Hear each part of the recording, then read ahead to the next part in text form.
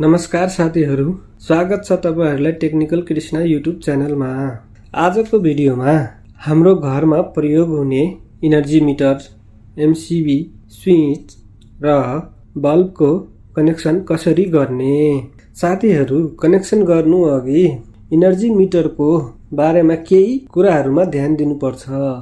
जस्तै कि इनर्जी मिटरमा जम्मा 4 वटा टर्मिनल हुन्छ, जसमध्ये टर्मिनल 1 र 2 इन्कमिङ सप्लाईको लागि हुन्छ र टर्मिनल 3 र 4 आउटगोइङ लोडको लागि हुन्छ। अब हामीले कनेक्सन गर्ने छौं, तर कनेक्सन गर्नको लागि हामीलाई फेज र न्युट्रलको आवश्यक पर्छ। त्यसैले फेज र न्युट्रल लिए जुन हाम्रो मेन सप्लाई हुन्छ। अब हामीले कनेक्सन गर्ने छौं। हामीले सबभन्दा पहिला इनर्जी मिटरबाट कनेक्सन गर्नुपर्ने हुन्छ है।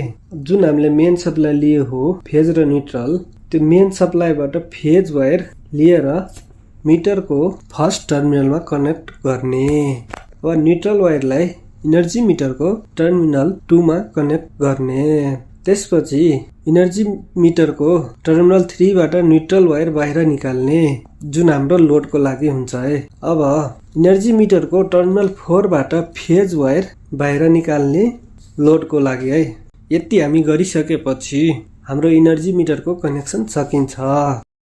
अब स्विच र एमसीबी को कनेक्सन गर्ने छौं। तर कनेक्सन गर्नु अघि एउटा कुरा हामीले के ध्यान राख्नुपर्छ भने एमसीबी वा स्विचलाई हामीले जहिले पनि फेज वा लाइभ वायरमै कनेक्ट गर्नुपर्छ है।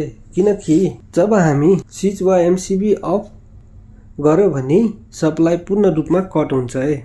इनर्जी मिटरबाट निस्केको फेज वायरलाई एमसीबी को इनपुटमा इन गर्ने है। अब एमसीबी को आउटबाट स्विच को इनपुटमा कनेक्ट गर्ने, स्विच को आउटपुटबाट बल्बको टर्मिनलमा कनेक्ट गर्ने। यति हामी गरिसकेपछि हाम्रो फेज वायरको कनेक्सन सकिन्छ। अब हामीले सर्किट कम्प्लिट गर्नको लागि न्युट्रल वायरको कनेक्सन दिनुपर्ने हुन्छ है। त्यसको लागि इनर्जी मिटरबाट निस्केको न्युट्रल वायरलाई हामीले सिधै लगेर बल्बको अर्को टर्मिनलमा कनेक्ट गरिदिने।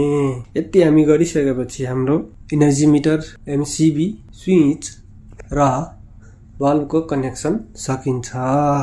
साथीहरू, भिडियो राम्रो लाग्यो भने लाइक, सब्स्क्राइब गर्न नबिर्सिनु होला। धन्यवाद।